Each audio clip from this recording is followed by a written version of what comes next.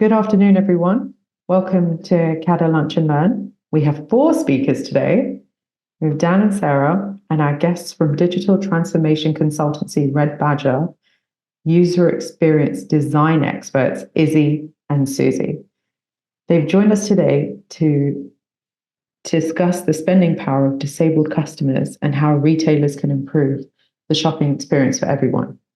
Just a little housekeeping. We'll all be muted to avoid any background noise, and I would encourage all of you to put your questions into the chat and we'll run through them later. Sarah, I'll hand over to you to get this started. Lovely. Thanks, Meha, and thanks for the introduction, and thanks everyone for joining us today. Just very briefly, we are CADA Design. We've been working in retail and hospitality design for over 30 years now, so this is a hugely important topic for us. We've worked with Red Badger in the past before on shared clients, including Fortnum & Mason, which is how we've come to know each other, and we've invited them here today because we really value the experience and the perspective that they can bring. And we all thought we'd discuss this topic together. So let's kick off with what we mean by accessibility. I think giving an example is possibly the most useful way.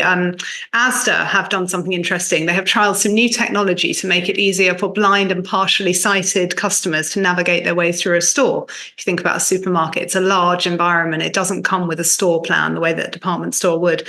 It's an app that can pinpoint a user's location to within 1 meter of accuracy and communicates directions to within the store. So a customer who was looking for a particular item, for example, that they couldn't find, or needed to find the pharmacy, the loos, the tills, can use this app to do it. So I thought that was quite an interesting example to kick things off, because of course in retail design, you're talking about big immovable objects that make up the architecture of the store. And it's quite difficult to change those quickly. So this example is nice because it sort of turns it on its head and it gives customers something they can use to help navigate their way around. So yeah, that's one example that we found that we thought was interesting to kick off with. I'll hand over to Susie. From your point of view, Susie, what would you say accessibility means in terms of design? Yeah, I think that's a really nice example, and it's great to see such a big brand as someone like Asda focusing on accessibility. That's great to see. I think for us, what it really boils down to is that every person should be able to have an equitable experience of a brand or a space or a product, regardless of their needs. And when we say every person, it's worth noting that in the UK, there's over 13 million people living with disabilities or accessibility needs, which is 20% of the population. And that's a massive segment of the market that we can't afford to overlook. And I think it goes without saying that we feel when we design a product or a space, it should be designed with the intention of being used and enjoyed by all types of people, not just a specific group.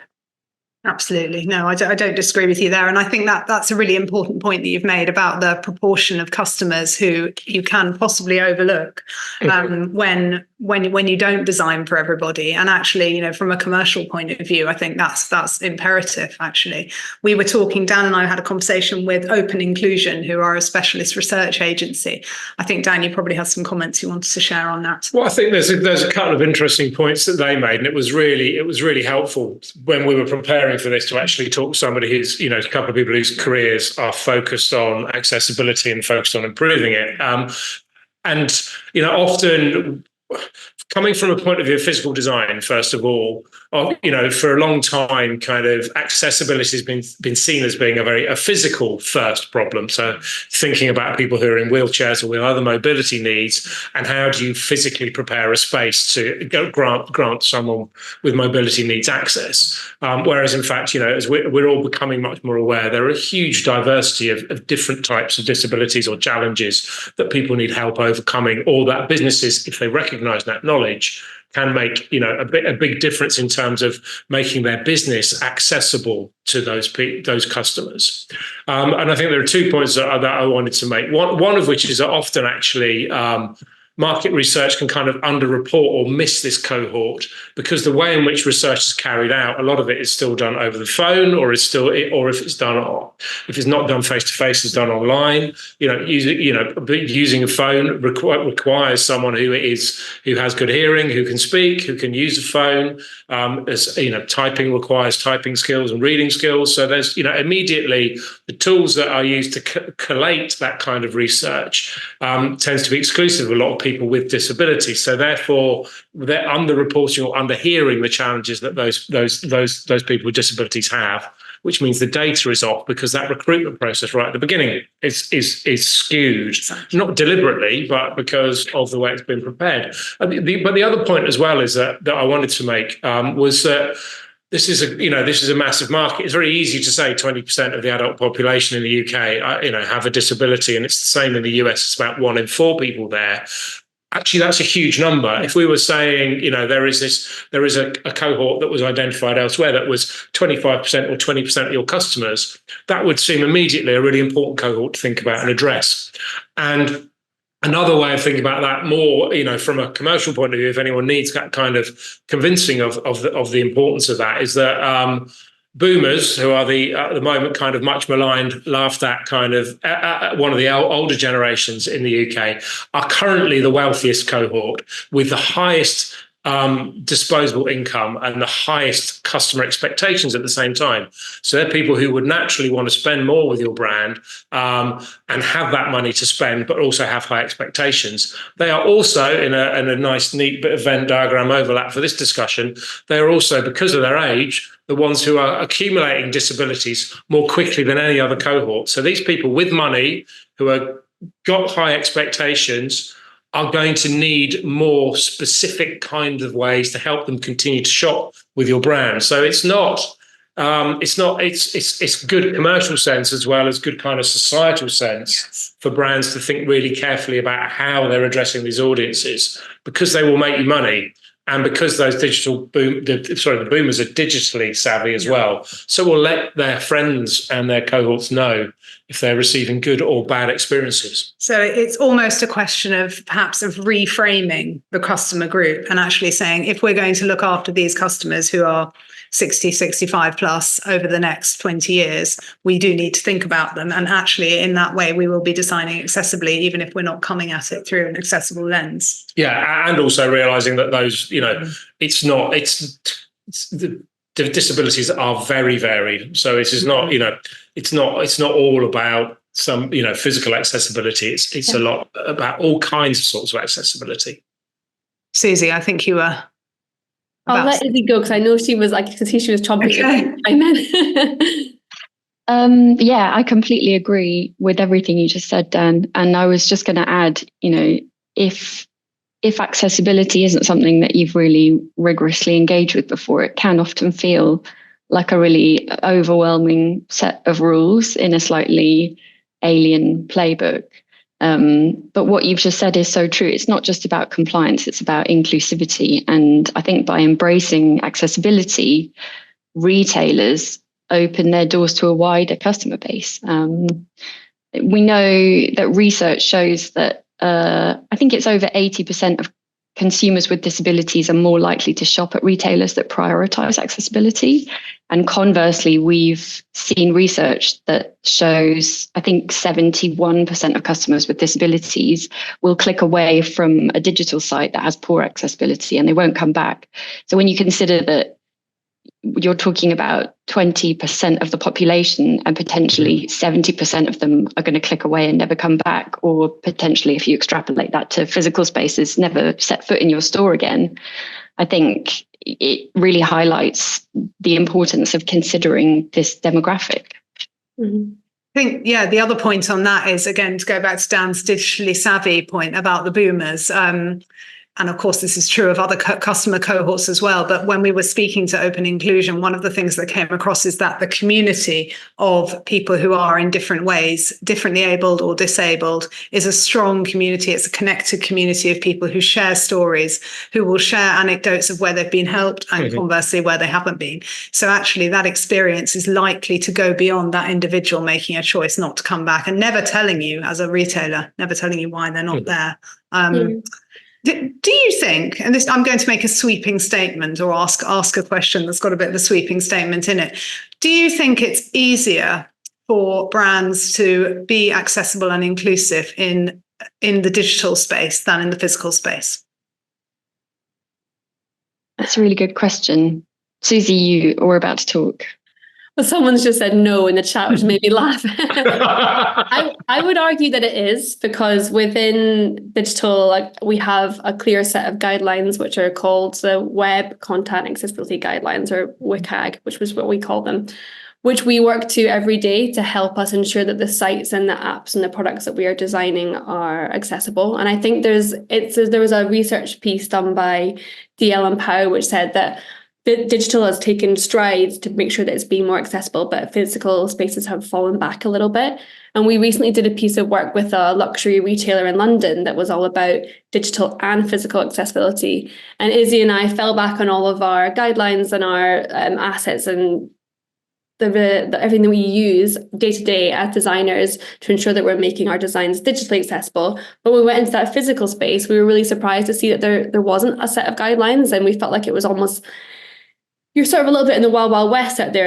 I think there are regulations and rules around disabilities in terms of, like you were saying, Dan, like having ramps for wheelchairs and that sort of thing. But when it comes to like, what should I be aiming for? What can I work against? It feels like that's not there yet. So there's definitely room for something like that. And I think it's still tough to make digital experience accessible. And one of the issues that we face with a lot of our clients is that they will create a set of brand guidelines, or they'll create a website or a product and think about accessibility after as like a tick box exercise. And they'll go, oh, wait a minute, these brand colors aren't accessible, or this font isn't accessible. And then it feels like a bit of a bugbear because you've got to go back and retrofit it.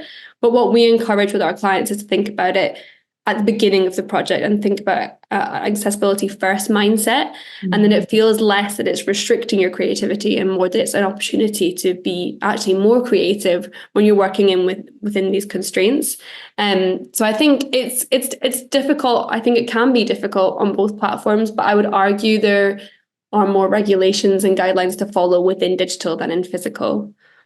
Izzy, anyway?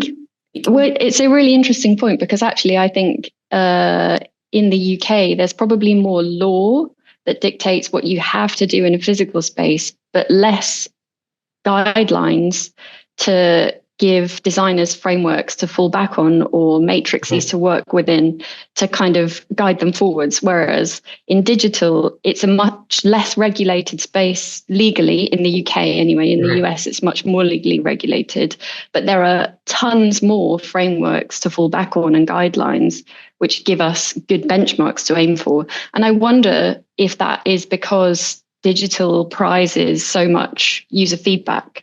So we're constantly working within this like feedback loop where we test, we learn, we adjust, we iterate, we continue. And I think perhaps arguably, I'd be interested to know what you both think. There's slightly less of that in the physical retail kind of environment.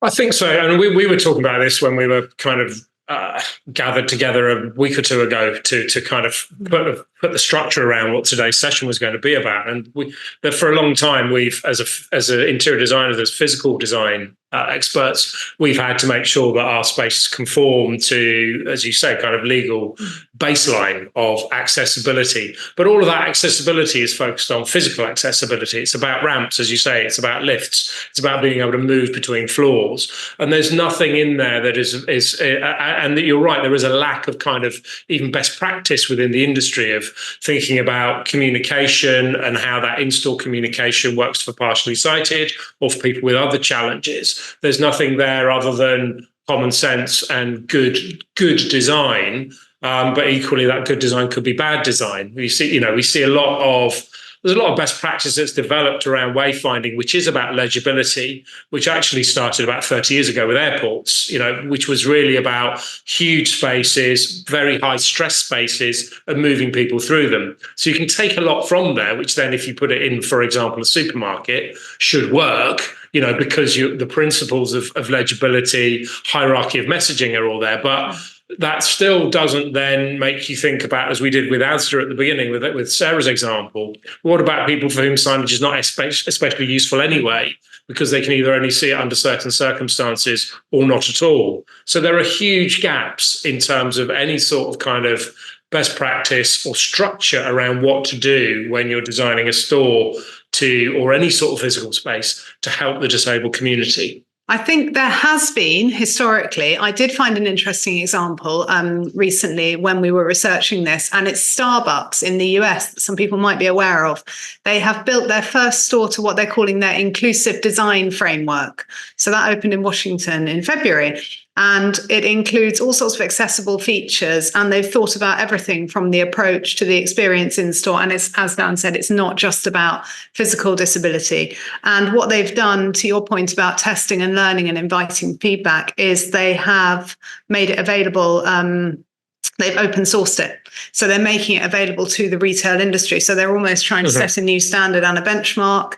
And they plan to use it for all their new stores. So as you said as well, not an afterthought, not a bugbear, not a thing that's going to need fixing, but the standard. And it's going to have things like a portable POS with an adjustable angle stand for better visibility, an intuitive and customizable layout, voice assist, screen magnification, images of menu items rather than just the list to support language diversity, custom order status boards so you can track your order visually, power operated doors with a push button that's easily accessible, optimized acoustics and lighting, materials that reduce reverberation and background noise that can interfere with hearing aids. So really thinking about it in a really holistic way. And, wayfinding, more accessible counters at a lower height, so that everyone is able to use them and is able to communicate with the people behind the people who are serving you the food. So I think it's really interesting that they're making it available and they're effectively showing leadership there. I haven't visited, obviously it's only just recently opened, but I thought that was quite encouraging, that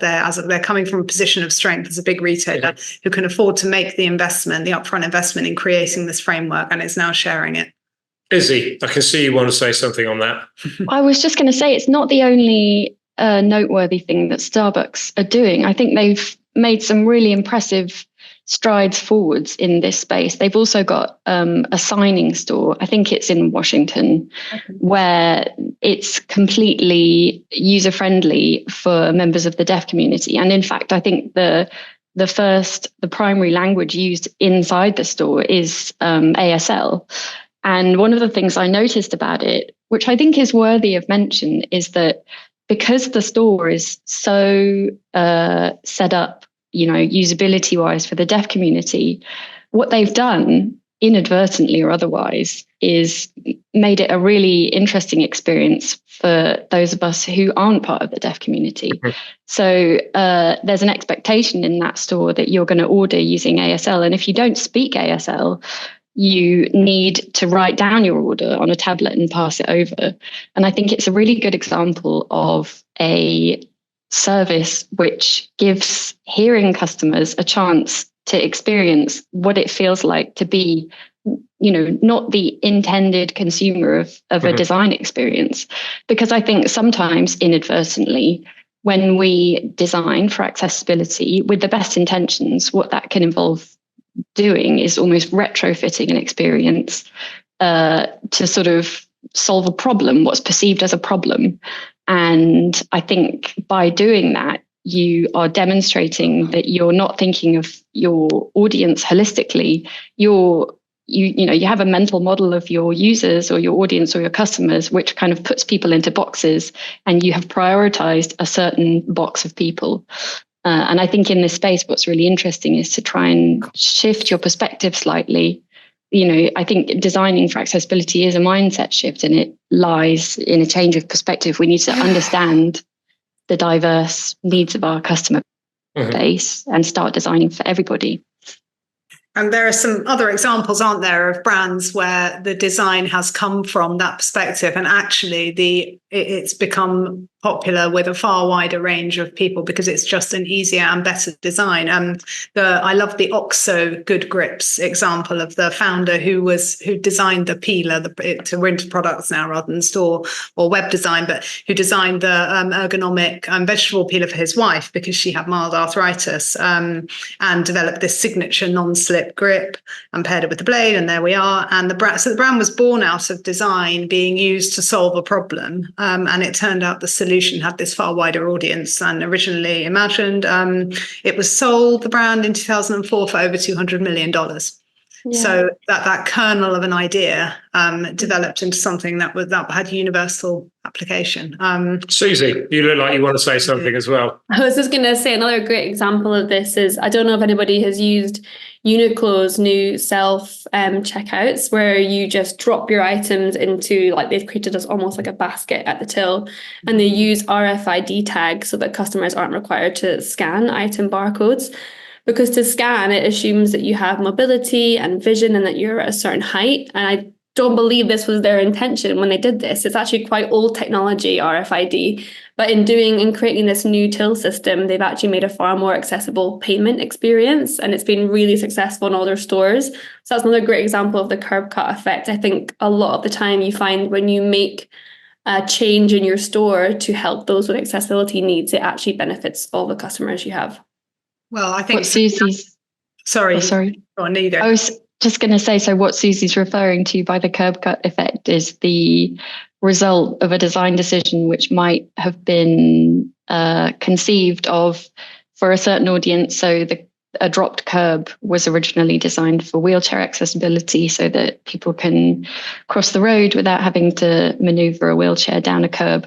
But actually, in practice, a curb cut benefits so many other people as well, whether you're wheeling a bike or pushing a pushchair, or you're using a mobility aid like a walking frame.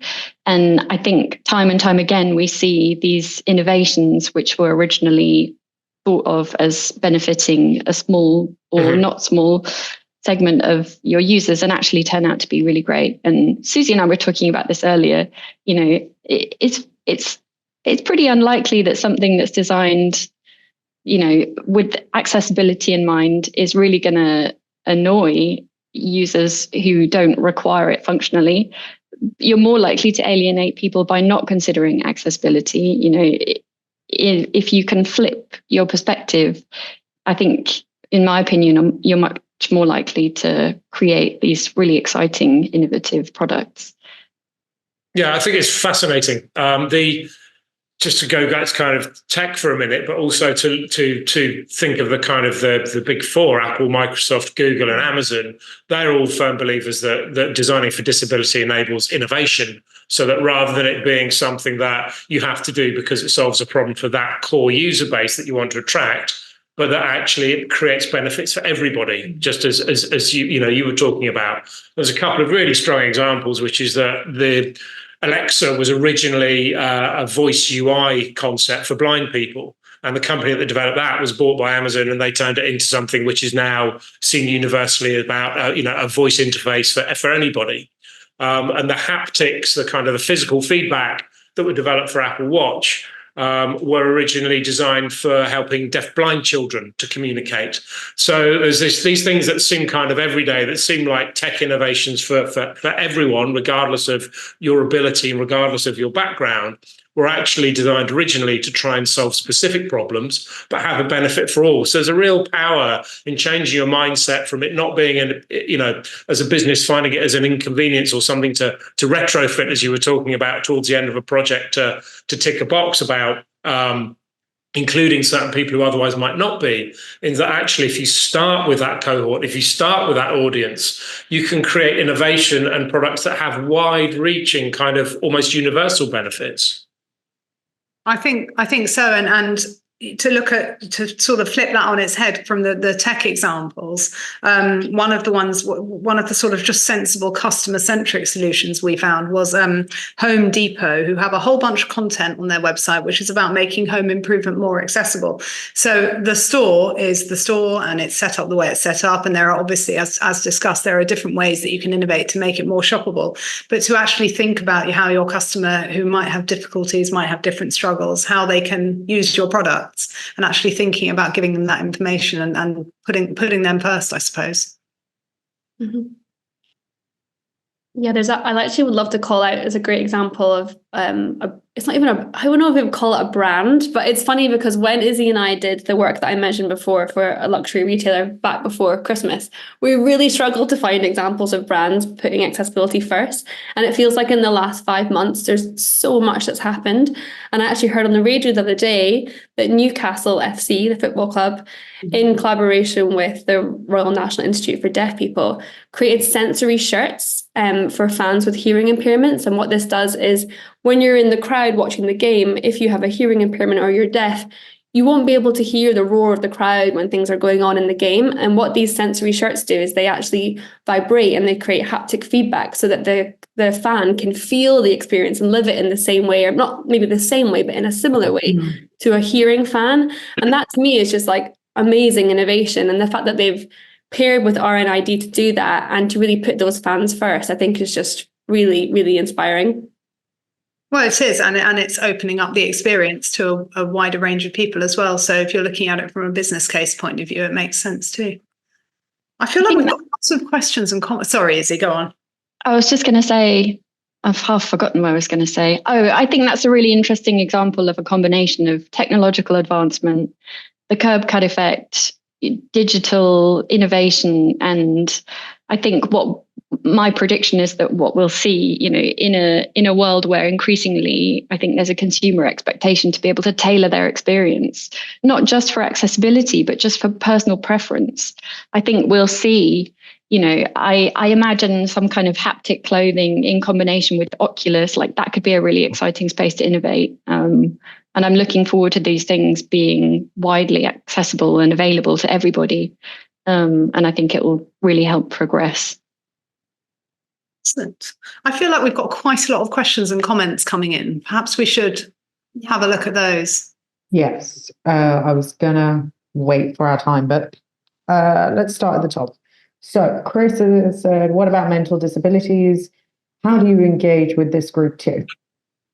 I saw this earlier and I wanted to comment on that because when we were doing some research for this webinar, actually, I came across a study that was Oxford and Reading University did to customers with autism and how they experience the supermarket experience. And they created this kind of faux supermarket called the Sensory Supermarket as a research piece to try and understand how we could make that experience more enjoyable for people with cognitive disabilities. And one thing that they noted was that supermarkets, this is just one example, but I think it applies to kind of all store experiences, tend to be very bright and very loud. You might have music playing, might have really shiny floors which reflect light back up. And all of these can be triggers for people with sensory sensitivities.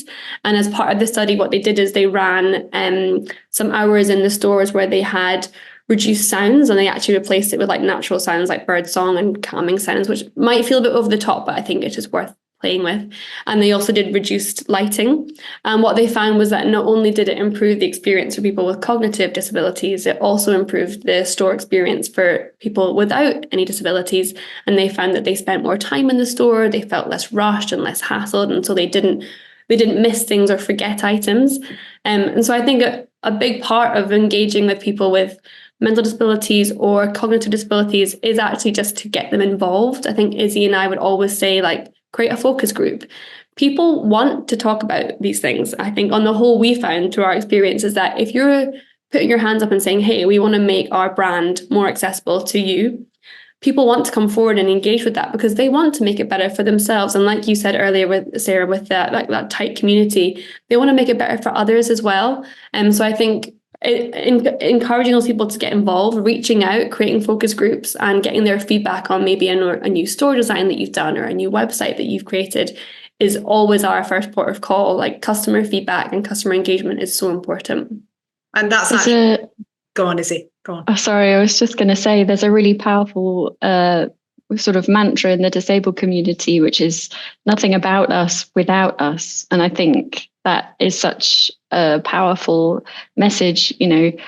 Why are we having these conversations if we're not going to include the people for whom we're designing?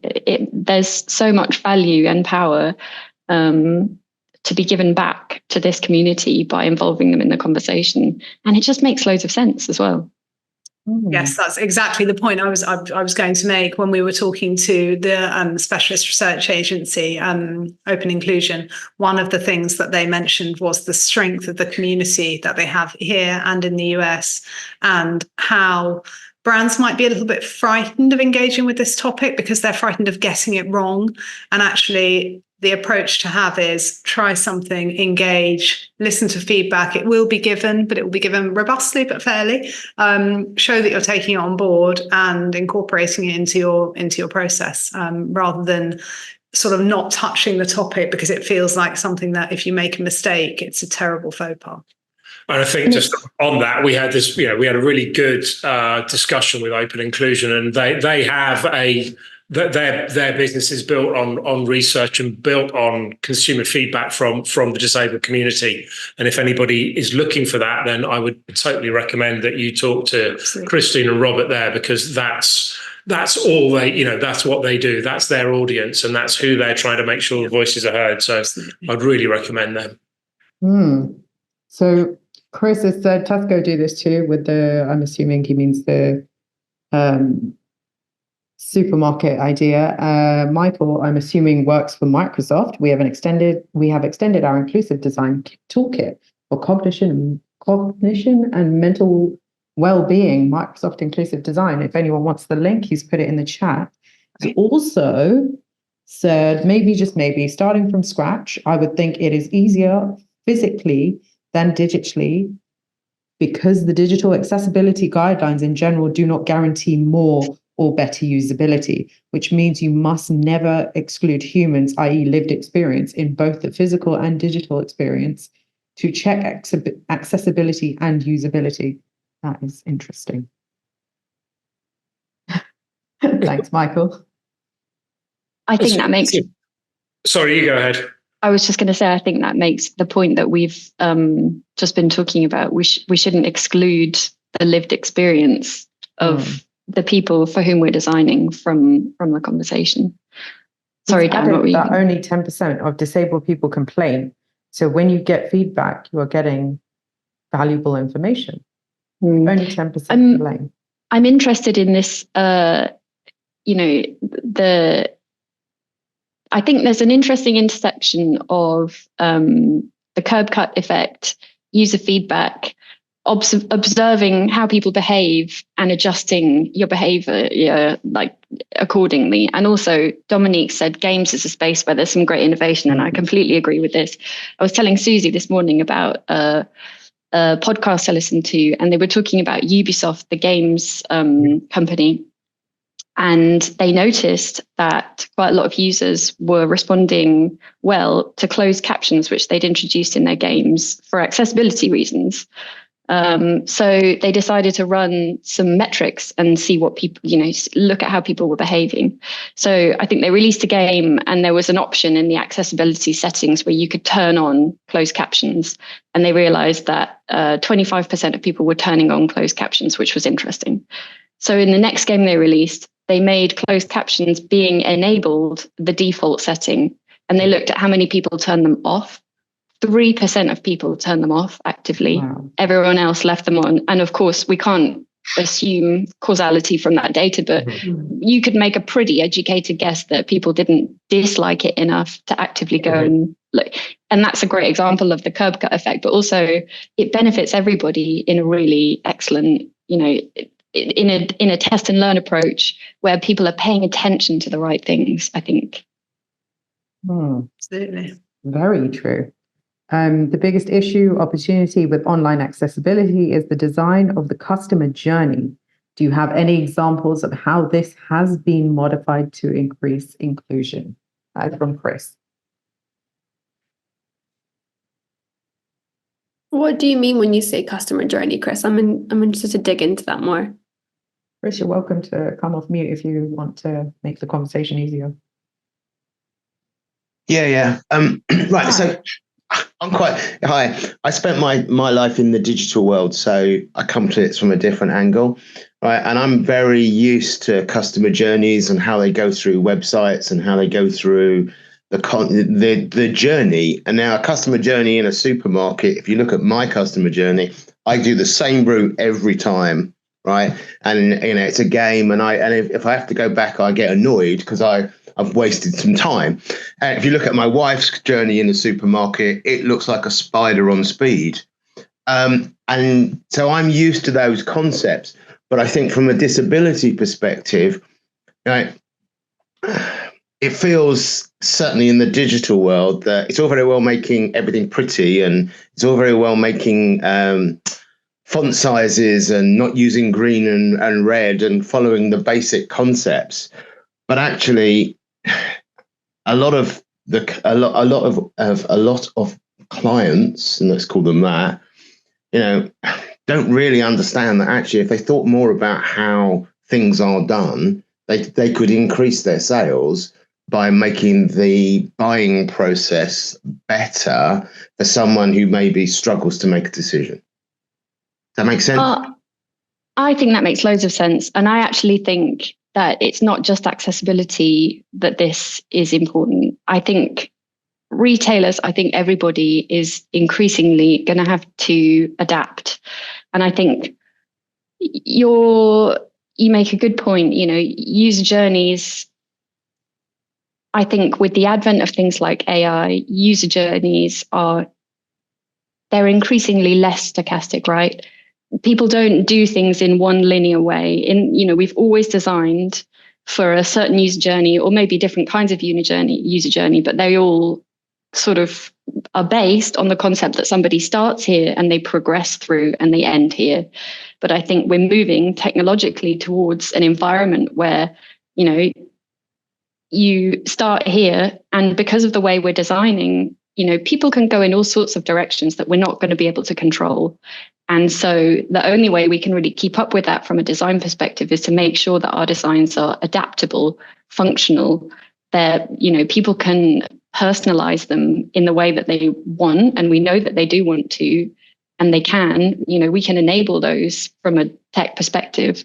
So I think, we've got to leave behind this idea of a one-way stochastic user journey and start imagining things more holistically and making sure that we cover all the bases, robustly, so that, we can't assume that users are going to behave in the same way, regardless of their accessibility needs. So we should just make sure that we are engaging in good design practices which cover all eventualities. Yeah. And to follow on from what Izzy just said, I think a big part of accessibility is independence and autonomy. So me as a customer, regardless of my needs, I can visit a website or visit a store, and say the example you gave of your route to your supermarket. That's because you know it because it's not changed, and maybe because there's signage, and maybe because you're using smell or you're using what you can see. But I should be able to change my route and not feel confused or lost or overwhelmed. There should be things in place to help me find my way back to what I want. So that is things like wayfinding. And it's the same with an online experience. I should be able to go to a site and begin perhaps a flow or a journey, leave it and come back and not feel totally lost. This is really important for us as designers to make it clear to the user through feedback what stage they're at in the journey, how they can escape or exit out of a step that they're in. And those are actually those guidelines I just mentioned are part of WCAG. But that needs to be applied, I think, in the physical space too. So giving your customer that sense of autonomy and independence, that I can get through this experience in a calm and enjoyable way without feeling lost or overwhelmed is really important. Interesting. So in some ways, that's kind of easier. That's easier in a physical space, because one of the, when we first started talking about this, we were kind of naively coming at it from this end as saying, well, it's easy, digital is, can go on forever. It can be as big or as small as you want. So therefore there's no limitations, whereas physical challenges have to be dealt with within a box. But actually, by dint of designing within a box, even if it's a supermarket that's 10,000 square meters, at most stages, you can still kind of see the parameters. Your feet are on the floor. You know where the ceiling is above you. You can probably see at least one of the walls from some viewpoint. So as a user, no matter how confused you might be in that space, you know where the edges are. You know where the limits of that journey are. In a digital journey, you can be cast adrift. Even in the most logical piece of design, you don't know how far you are from completing that journey, or how near you are to the checkout, or any of those other things, or how difficult it might be to find a different product category. So there are some real bits of serious thinking that need to happen to help customers to feel as though they're able to navigate instinctively, rather than just trust that the design is well designed and is going to help you through, which is really what has happened a lot of the time. And I think that's where some of the digital principles can come in handy. So if we take wayfinding in a supermarket as an example, you can design a wayfinding system for that space. And I think a valuable question to ask yourself at the end of that process is, have I designed this wayfinding system for everybody, or have I inadvertently designed it for somebody who behaves exactly like me? Mm-hmm. And what WCAG helps us do is sort of evaluate an artifact from different perspectives. So, you might look at your wayfinding system and realize that it relies exclusively on vision. And that gives you the trigger to think, okay, well, how can I introduce other sensory aspects to this? Is it a braille signage? Is it a large print map? Is it making sure that wherever we have audio announcements through the store, there's a visual alternative, so that we're not ever relying on one single avenue? Mm-hmm. And that's a really exciting space to be operating in, I think. I think so. And again, it goes back to that point about how when you design for accessibility and inclusion, you end up designing for everyone. So to look at that Starbucks example again with the customer order status board, so you're not relying on hearing your name being called out, but how many people these days are walking around, sort of functionally deaf to the world around them anyway, because they've got their ears into a podcast or something. So actually it's hugely helpful for them not to have to rely on hearing in that instance. I think Richard's comment aligns well with this. Hi, Richard. Design for accessibility starts with inclusive design thinking. Any attempt at defining a specific target audience or audiences for physical or virtual UX should be a red flag from the outset. And I want to add to that, Michael's comment, £270 billion per annum is the disability community, which is not spent in the UK because of the barriers they face. And again, putting that together with Richard's second comment about how this is actually about normal aging rather than specific disabilities, in the sense that people might be thinking of them. We're all going to become people who have different challenges in different ways. And actually, we're going to be the ones who are the customers who are spending the money. So it's commercially imperative as well as, mm-hmm. I suppose, morally desirable for brands to look at this.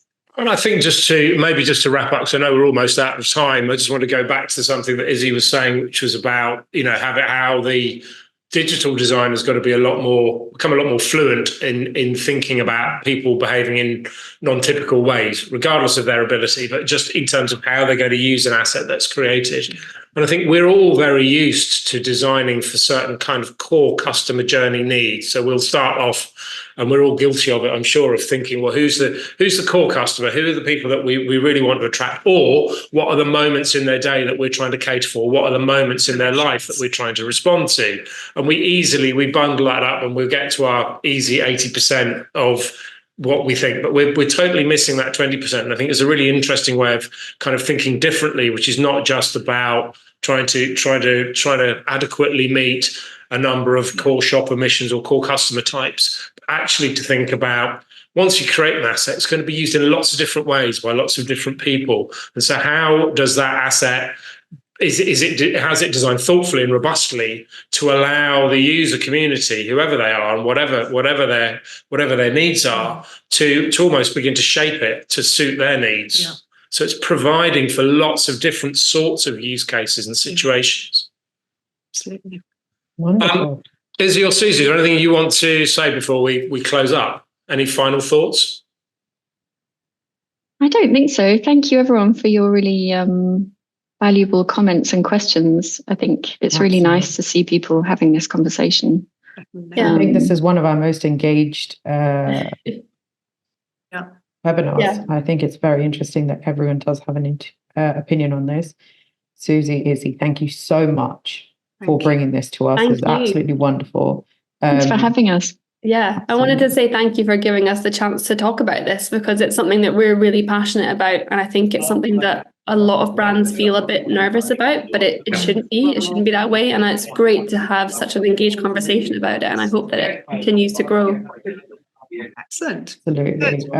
If anyone wants to get in touch with us about any of the conversations that we've had today, please do get in touch with us. You can reply to any of our emails or email us at enquiries@cada.co.uk. There, we can put you in touch with Izzy and Susie as well if you need to speak with them. Thank you, everyone. You can follow us on all social platforms. You can watch the webinar when the link is ready on our YouTube channel, and it will also be available as a podcast on Spotify. Izzy, Susie, Dan, Sarah, thank you so much. You guys have been amazing. Thank you, everyone. Have a great rest of the day. Thanks, everyone. Thanks for joining us. Thank you. See you next Bye. time. Bye-bye.